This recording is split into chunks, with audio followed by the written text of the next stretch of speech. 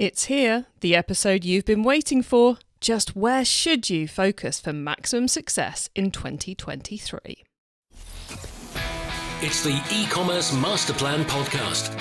Here to help you solve your marketing problems and grow your e-commerce business. Cutting through the hype to bring you inspiration and advice from the e-commerce sector and beyond. Here's your host, Chloe Thomas. Hello and welcome. It's great to have you listening. A special welcome if this is the first time you've tuned into the eCommerce Master Plan podcast.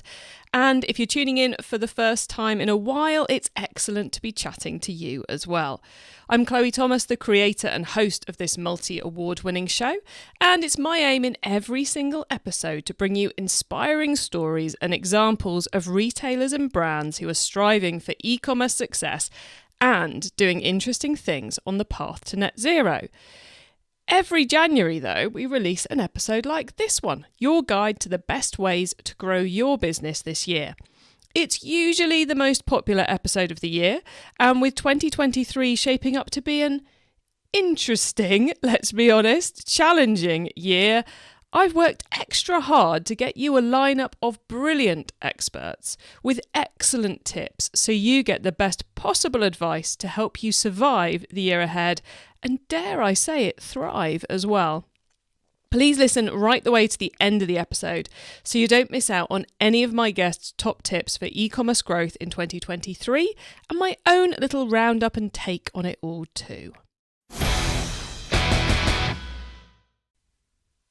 I want to tell you about SendCloud. Today's online customers have been trained to expect flexible, frictionless shipping with every purchase, from checkout all the way through to returns. SendCloud lets all of you access the same logistics power as a major online retailer.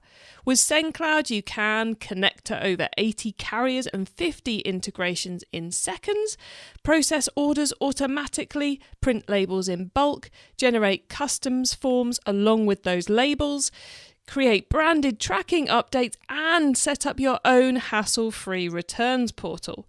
Plus, there's all the data you need to optimize everything.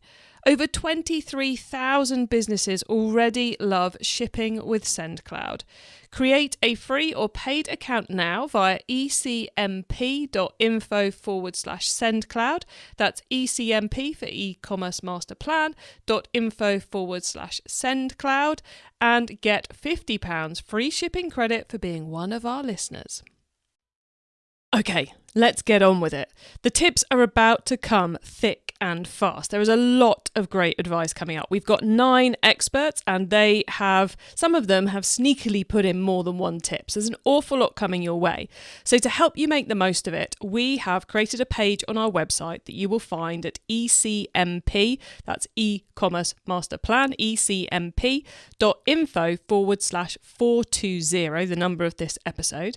And if you go there, you will get links to lots of useful things and free resources and the full transcript of the episode and a bit of a summary, so our notes about all of this as well.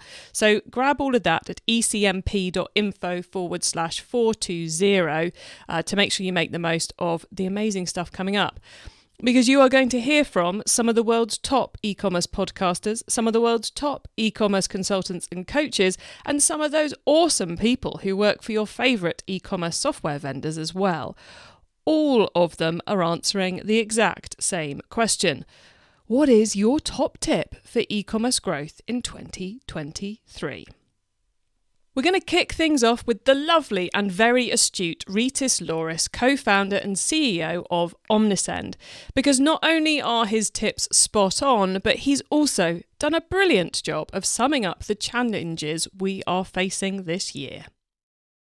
Before jumping into tips and advice, what e-commerce businesses could do in 2023 to grow, I would like to talk about 2 challenges that I think are very important to understand it in the context and what's happening. So those 2 challenges, I would say, the first one is the acquisition will become more and more expensive and return on investment gonna go down for mainly 2 reasons. One is Facebook and Instagram, those 2 channels owned by Meta, they are becoming more and more expensive. At the same time, they're becoming less and less effective, mainly due to Apple privacy changes.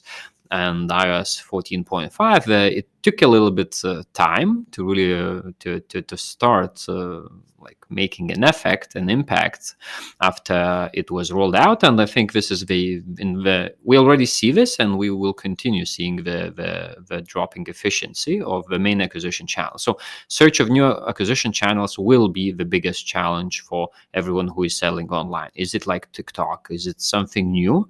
Probably there is no silver bullet yet, but definitely marketers and e-commerce businesses will have to be in constant search and finding new opportunities to acquire customers.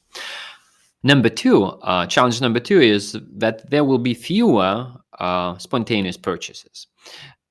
Due to economic downturn, people will be spending less just spontaneously. I saw the ad, I love a product, I love the image, I buy. Doesn't matter of the value. In the past, it was like the value below $100 or pounds. Basically, it was like the category of spontaneous purchases. So I think there will be way more less spontaneous purchases. So having in mind those two challenges, both of them are related to acquisition, either growing cost or decreasing efficiency, I think that the main focus should be on improving your customer experience to get better retention and increase customer lifetime value. So, and there I would give two advice. First one is really focus on overall your customers' experiences. Starting on your website, is it really smooth process to purchase from you? Delivering, packaging, is it like the best experience you're providing for your customer? Because you need that customer to return. One-off purchases is not longer profitable for you; it's a loss, and that is very important. Yeah, and of course, like to communication part of site, I would really advise to focus way more on automating your post-purchase communication. As we see a lot of our customers of Omnisend, they do a lot of automation, but vast majority of those automations are being related to really push you to the purchase. Okay, you visited the website, maybe we're gonna remind you, you put something in a shopping cart, we will send you abandoned cart reminders, etc. But our customers are not automating enough of post-purchase experience, and I think this is a massive opportunity here. And first, it's very important to utilize email, SMS, push notifications as channels to communicate with your customers, so multi-channel experience and approach. And the second thing is really launch or improve post-purchase communication. So, and like few examples to provide for the customers. So flows as like order follow-ups, satisfaction surveys, just like 2 weeks after purchase, sending a message, could you please evaluate your experience about this? Warranty reminders. Do you remember that you still have warranty? After 6 months or maybe 12 months, are you happy with the purchase you made 12 months ago? And or reactivation messages. Yeah, you bought from us 3 months ago, 4 months ago, this depending on your ordinary cycle or purchase cycle, etc. But we missed you, so maybe this is a discount code for your next purchase if you complete it in 1 month, etc. So I think this is very overall holistic customer experience in order to improve retention and increase lifetime value. So this is the way to address the dropping efficiency of customer acquisition. So that would be my advice. An excellent start. If you want more on any of those topics, the Omnisend team have put together some excellent resources to help you at omnisend.com/blog.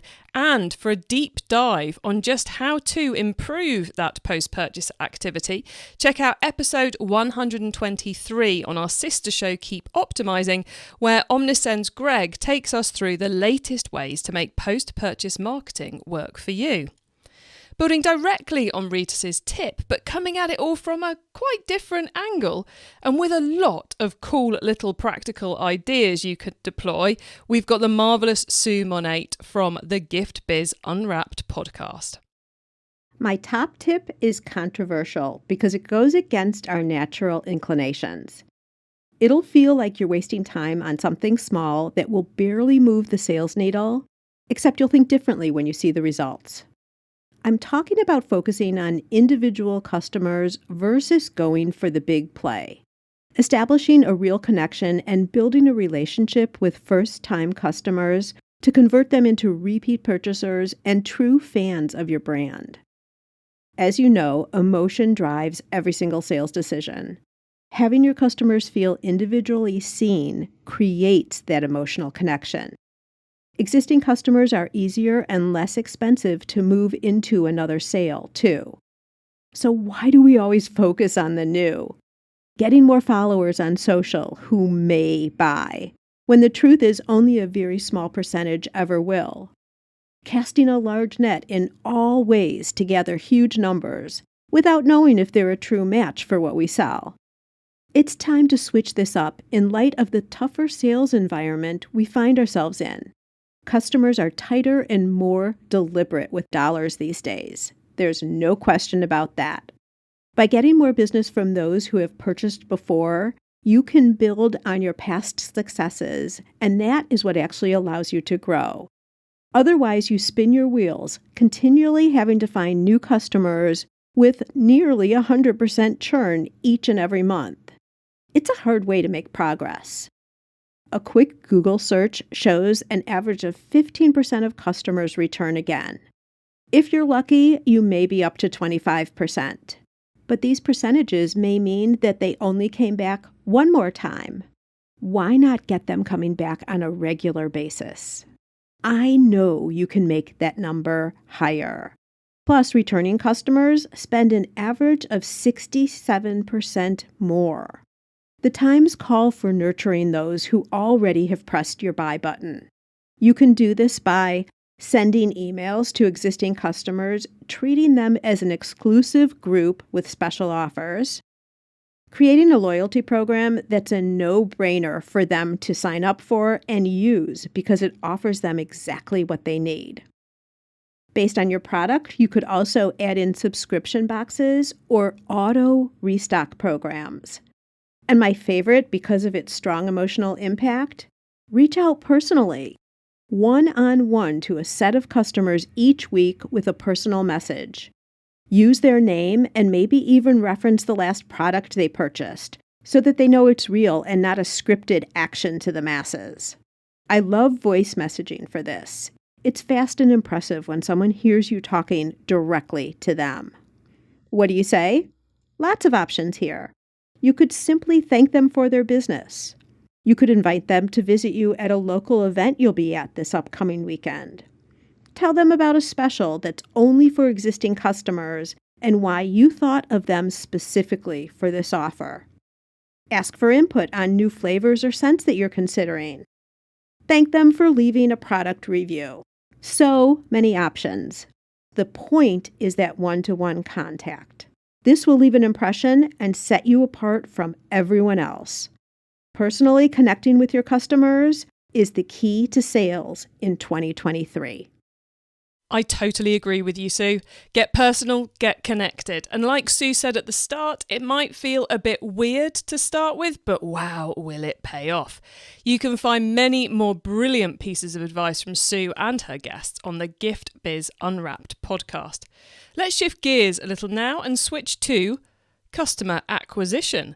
In difficult economic times, you really need your lower cost channels working hard for you. Channels like email and SEO and also your website. Those places you've already invested a lot of time and effort and money. Are there some things you can do to tweak up their impact a little? Well, my next guest is going to outline one. Back again, 2 episodes running, it's the brilliant Chaya Oosterbroek, Chief Operating Officer at Yoast SEO. So my top tip would be, there are 2 different places in Google where your product can be shown. The normal search result and the Google Shopping. And there are different ways to describe your product on those places. So you have Google Merchant Center for Google Shopping and structured data for normal search results, which is highly efficient for Google and store owners. And we believe that structured data, which is a specific code that Google understands, becomes more and more the single source of truth to describe your products. And the reason is that we see Google is pushing hard on structured data, with these recent releases as examples.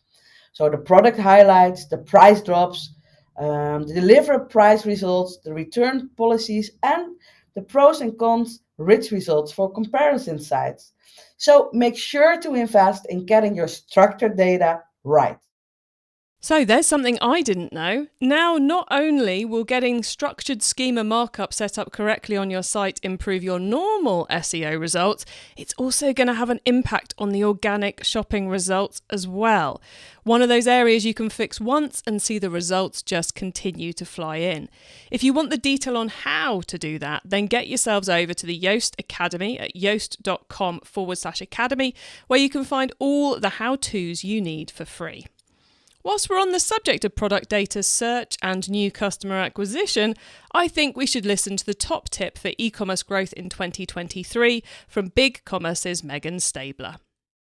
Getting your product listing absolutely correct. And here's the reason why.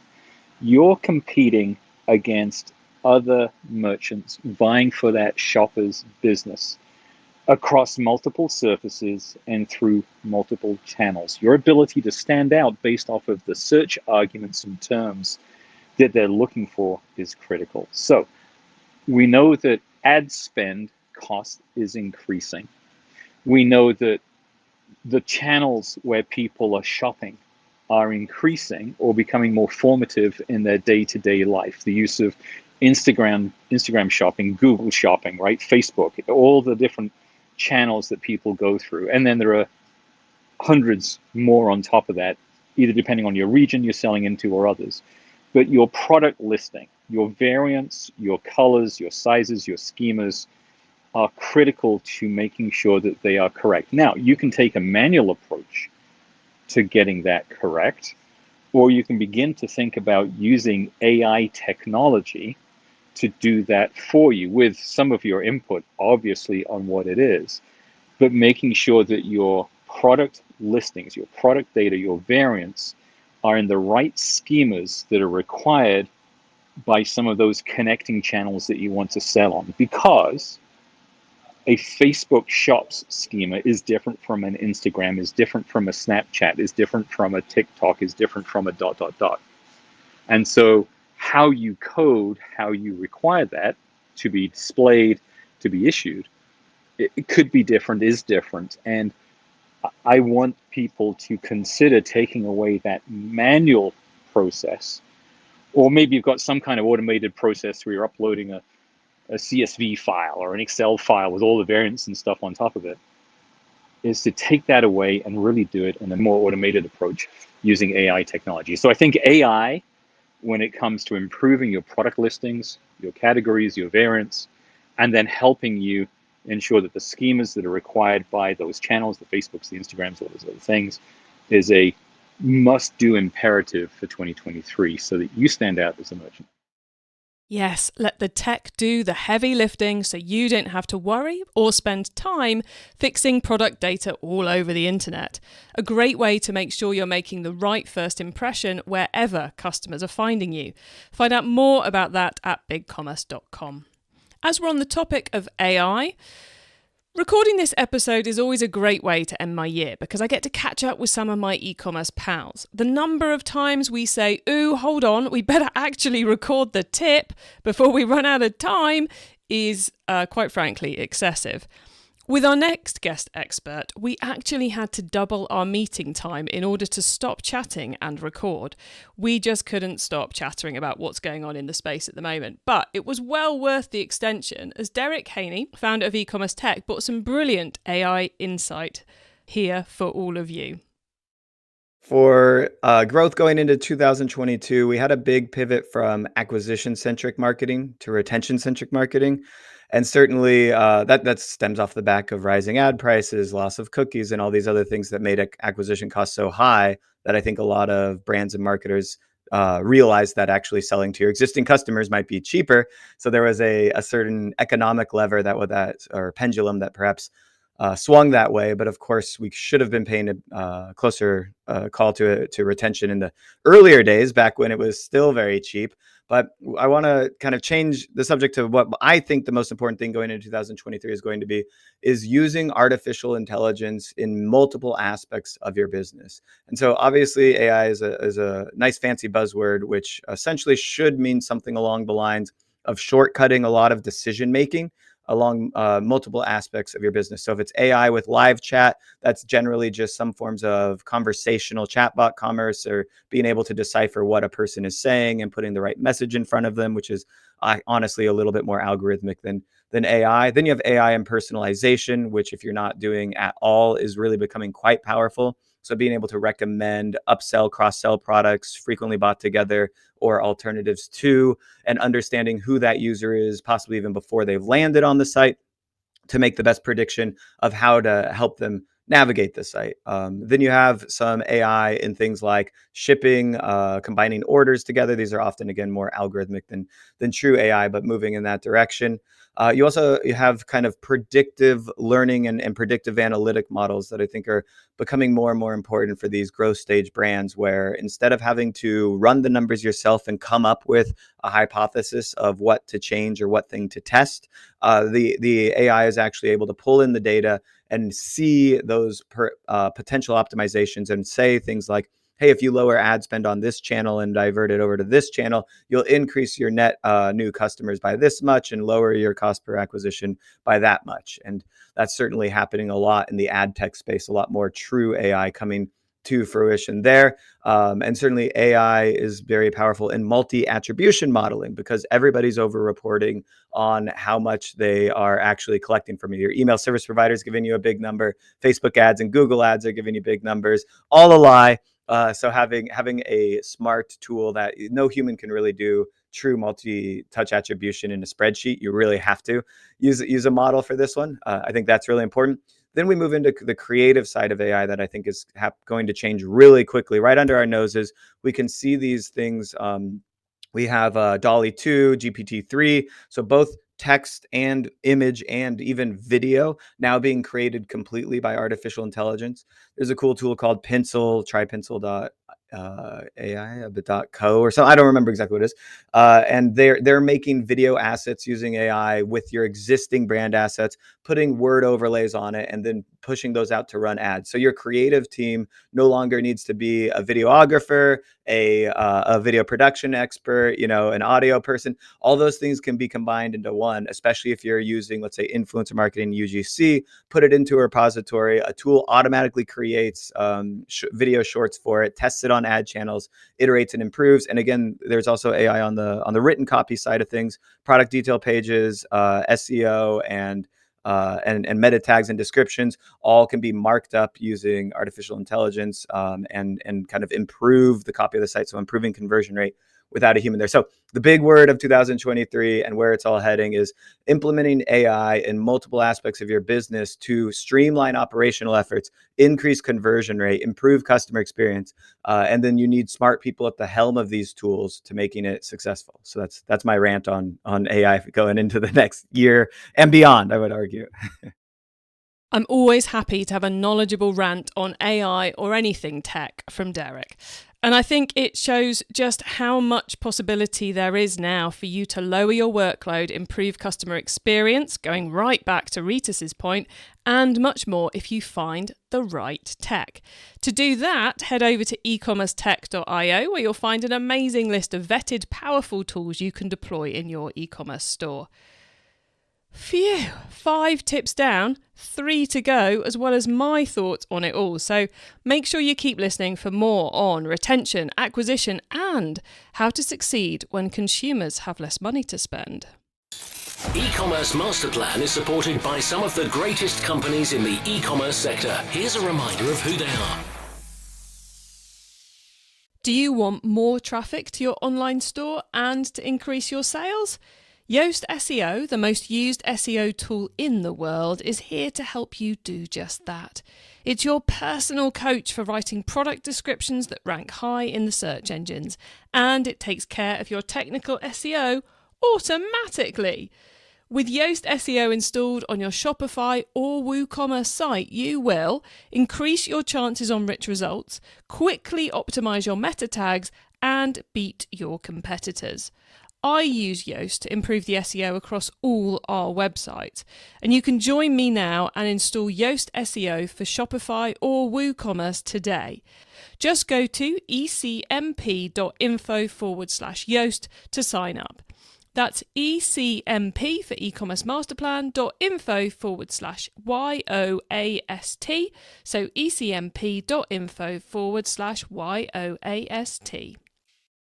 Cash is king.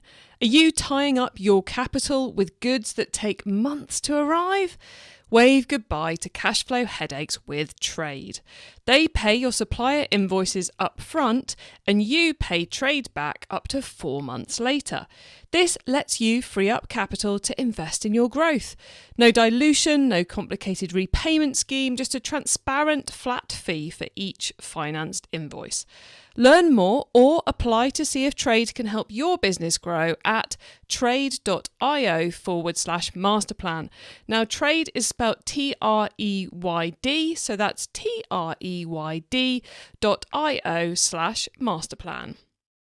Okay, thank you, sponsors. Now, where should we go next? I think we should hear from Chris Dawson from ChannelX, the rebranded Tamebay. Now, Chris has been participating in these roundups since 2016 and always brings a slightly curveball but fascinating tip.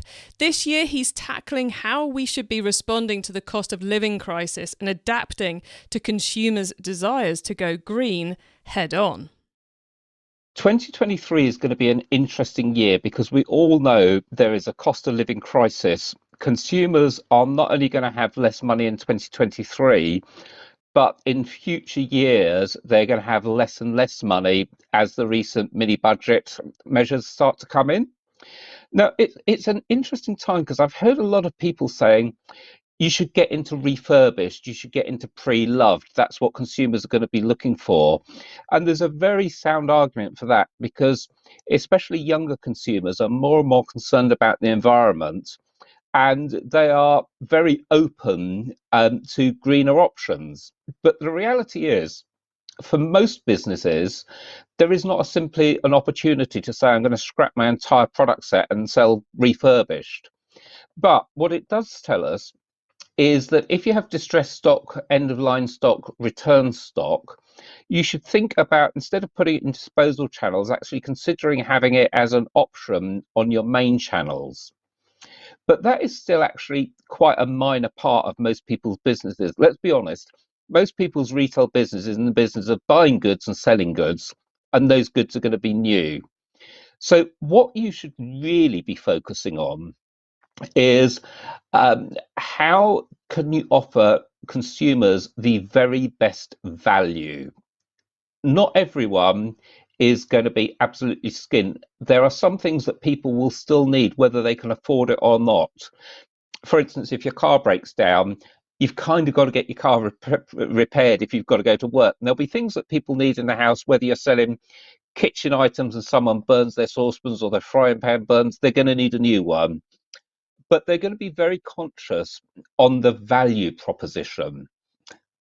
Now, again, not every retailer can say, I'm going to change my entire product set for value options, but many will have a kind of an economy set of knives and forks, a nice set of knives and forks, and a premium set, and you can start promoting the different offers you've got. But more importantly, you can start thinking about putting different products together and creating value bundles or value propositions.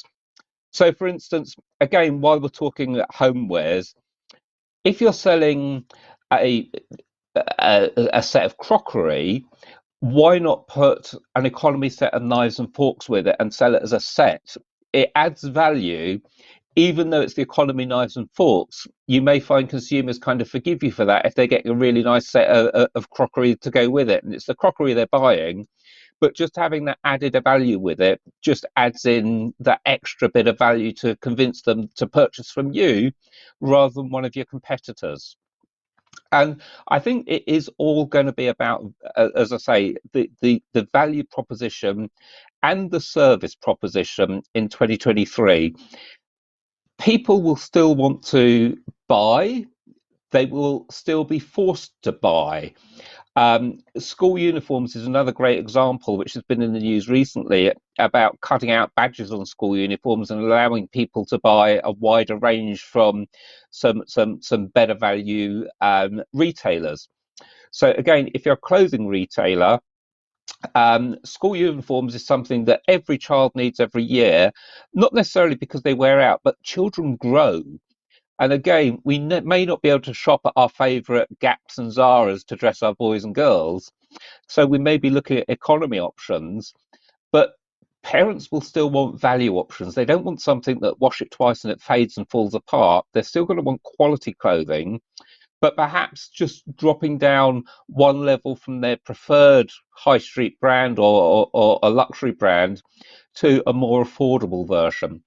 So I think it's a difficult play to get to grips with, and people are going to have to think very, very carefully about how they convey the proposition to their customers.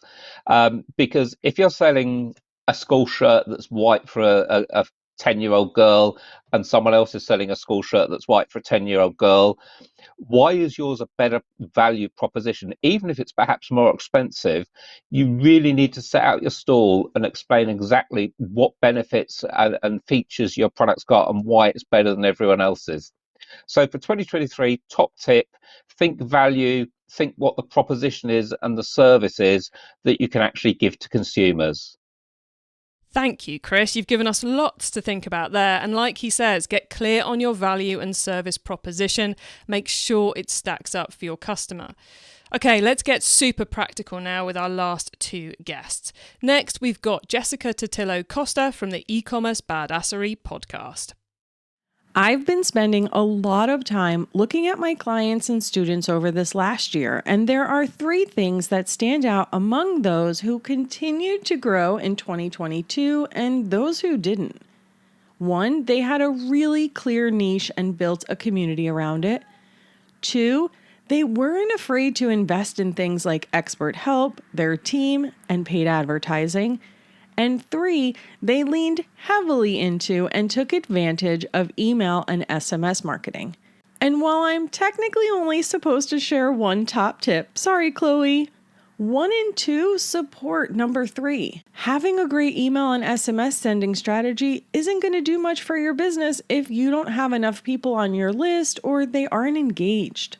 On the Black Friday Tips episode, number 118 of the Keep Optimizing podcast, which is relevant beyond Black Friday, by the way, I talked about how 60% of those who buy from you in Q4 are customers who engaged with you in the first half of the year, which means you should be focused heavily on list growth in Q1 and Q2 to support your business for all of 2023.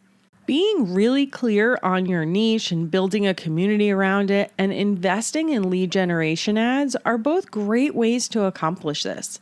The trick is, how do you get them to take action and actually sign up for your list? Well, there are 4 tactics that I see win out over all of the rest. First, a product recommendations quiz.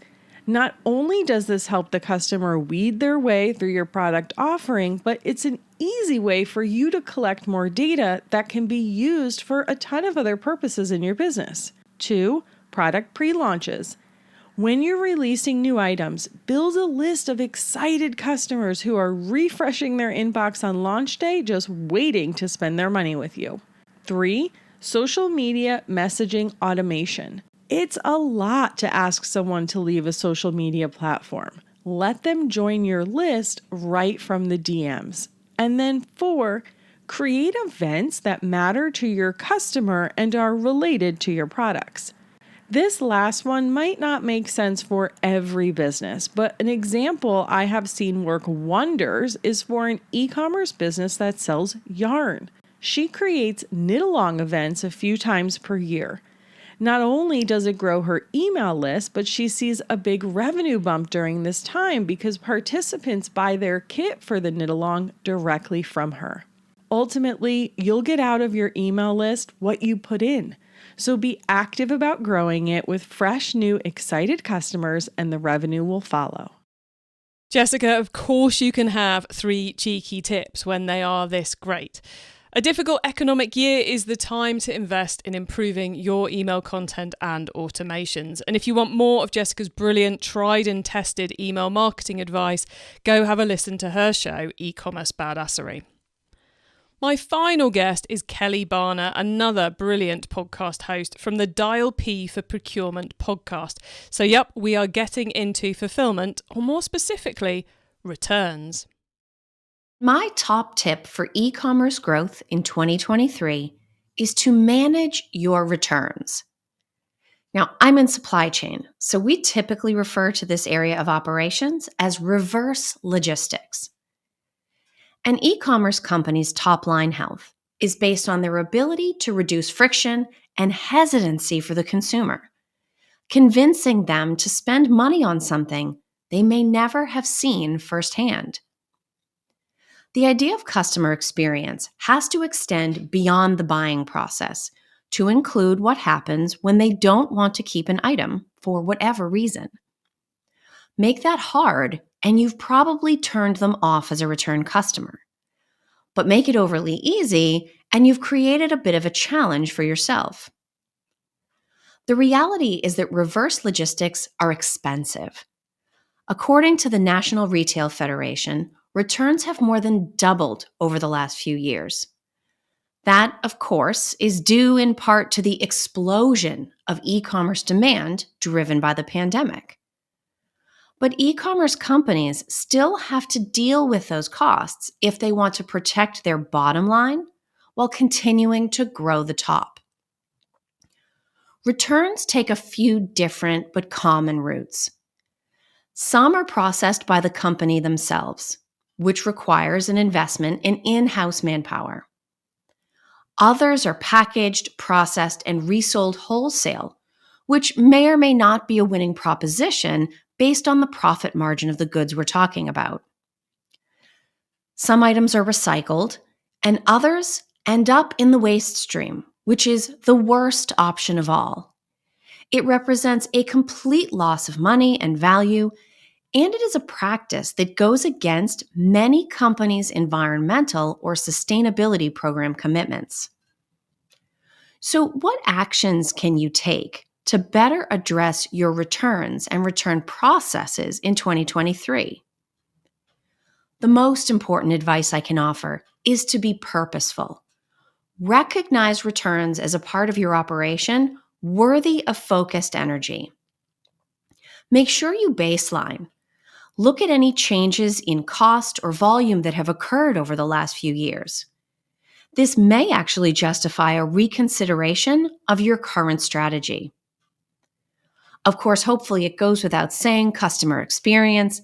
Gather customer feedback about the returns process and make sure that you incorporate as much of that feedback as you can.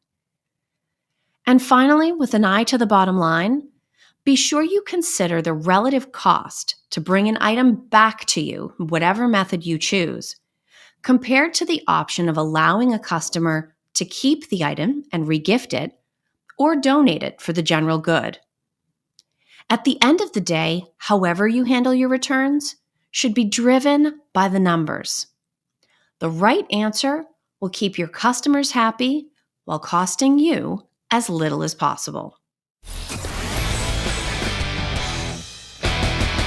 Keep the customers happy and your own costs down. What's not to love about that?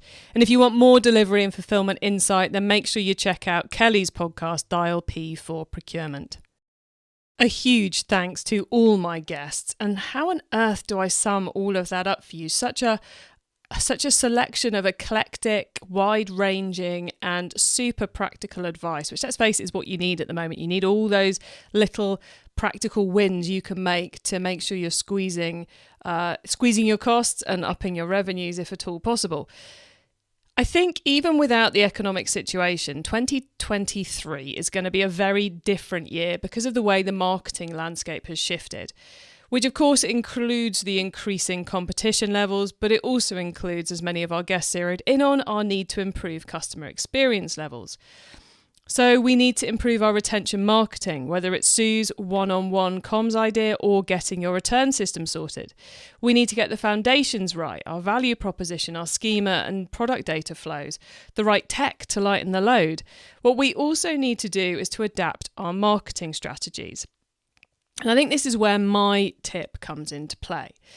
which is we are now in an e-commerce environment where you can no longer rely on one channel to bring you all your sales. We're not going to be hearing next year from someone who has perfected meta ads and grown a multi-million-dollar business in 30 days. It's not going to be happening because there's no one channel that can deal that to you anymore.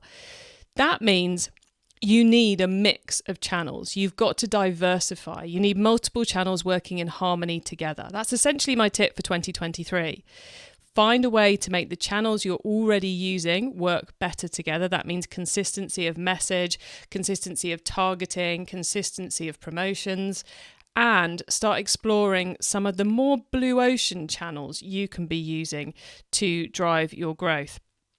So there's a whole plethora of different advertising channels I'm seeing people testing at the moment. It's a bit too early for me to go, you should be going here, but I really think, by the end of the year, we're going to see people using more channels, and we're going to see people having massively diversified their ad spend. So that's my tip for 2023. More one to think about than necessarily quite as practical as some of our experts. So there you have my experts' top tips episode for creating a successful 2023 for your business. There was a lot there to get your head around, so please do listen again. And to help you take it all in, we have created our own set of notes from this episode with lots of links, the full transcript and more. Just head to ECMP, that's short for e-commerce master plan, so ecmp.info/420. And once you get to the website, you can also add yourself to our email list so you don't miss out on any of the other things I share to help you improve your business, including a couple of very interesting things we have coming up in the next few weeks. There's going to be my training on how to expand your traffic mix. If you were thinking, okay, Chloe, I get it, but that sounds like a lot of work, you need that training that's going to be coming up, and it's going to be available to you for free. So make sure you're on our email list so you know when we launch that. And our mini series on the overstock problem. And I'll leave that there because we're going to be getting into that in a lot of detail later. So I don't need to explain the terms right now. Okay, everybody, if you liked this episode, then make sure you check out episode 419, so the last one, where I'm chatting to the people behind 3 of the most exciting new pieces of e-commerce tech right now, in my opinion. I selected them because they're going to help you survive and thrive this year, so it's well worth a listen alongside this episode. Thank you for tuning into this and every episode we put out of the e-commerce master plan podcast. I bring you a new interview every week because I want to inspire and help e-commerce business owners to succeed and thrive with their businesses, including progressing along the path to net zero. So if you know someone this show can help, please tell them to listen to the e-commerce master plan podcast. I hope you have a great week, and never, ever, ever, especially in a year like this, forget to keep optimizing your marketing. Thank you for listening to the e-commerce master plan podcast. Find out more at ecommercemasterplan.com/podcast.